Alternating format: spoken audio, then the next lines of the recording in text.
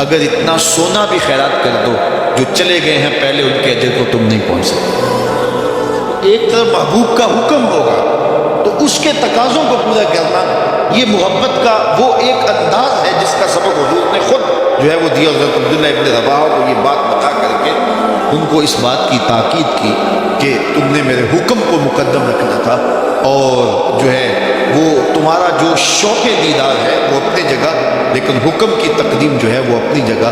تو محبوب کریم کے لائے ہوئے دین کو، نظام کو اختیار کرنا یہ محبت کا تقاضا ہے جسے ہمیں اختیار کرنا چاہیے۔ اب صحابہ کی زندگیاں دیکھیں، انہوں نے تو اپنی طبع کو بھی حضور کی محبت کے سانچے میں ڈال دیا۔ ایسا نہیں ہوتا ہے دو سکے بھائی ہیں اور ایک ہی گھر میں پلے ہیں لیکن طبیعتوں میں اختلاف ہوتا ہے، حتیٰ کہ یہ کھانے پینے کے معاملے دیکھیے کہ بعض اوقات ماں کو مسئلہ ہوتا ہے کہ یہ کھانا میرا فلاں بیٹا نہیں کھاتا اور فلاں کھا لیتا ہے، تو اب اس کے لیے کوئی اسپیشل چیز اس کو تیار کرنا پڑتی ہے۔ ماں کو مسئلہ بنا ہوا ہوتا ہے یہ فلاں بیٹا نہیں لیتا۔ ایک ہی باپ کے بیٹے، ایک ہی ماں کے بیٹے، ایک ہی جو ہے وہ گھر کی دہلیز پہ پلنے والے، ان کی طباع میں اختلاف ہو جاتا ہے۔ محبت بھی آپس میں دونوں بھائیوں کی بڑی ہے، لیکن ایک بھائی ایک چیز کو پسند کرتا ہے دوسرا نہیں پسند کرتا۔ محبت کے اندر طبع نہیں ڈالتی، لیکن صحابہ نے طبع بھی ڈال دی۔ حضرت انس بن مالک کو کسی نے دیکھا کہ وہ شوربے سے کدو کے ٹکڑے نکال نکال کے کھا رہے ہیں، تو کہا یہ کیا کر رہے ہو؟ کہا میں نے حضور کو یوں کھاتے ہوئے دیکھا تھا۔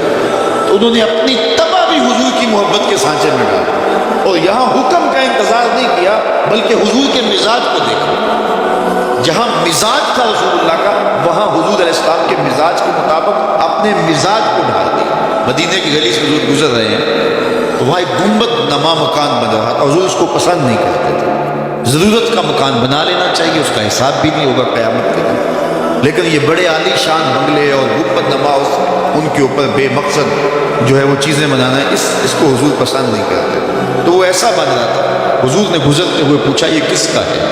تو کہا فلاں انصاری سے آنے کا۔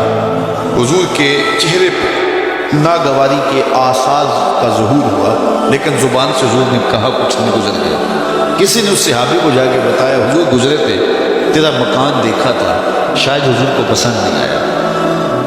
اس نے کدال لیا اور اس مکان کو زمین کے برابر کر دیا۔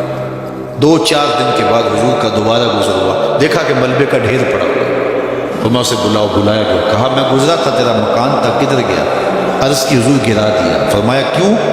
کہا سنا تھا آپ کو پسند نہیں، سنا تھا آپ کو پسند نہیں۔ میں اور آپ دیکھیں ہمارا کیا کیا حضور کو پسند نہیں، سر سے لے کر پاؤں تک، شادی بیاہ سے لے کے امور سیاست تک، طرز زندگی سے لے کر کے کاروبار تک، ہمارا کیا کیا حضور کو پسند نہیں، اور اپنا سب کچھ حضور کی پسند کے سانچے میں ڈال دے۔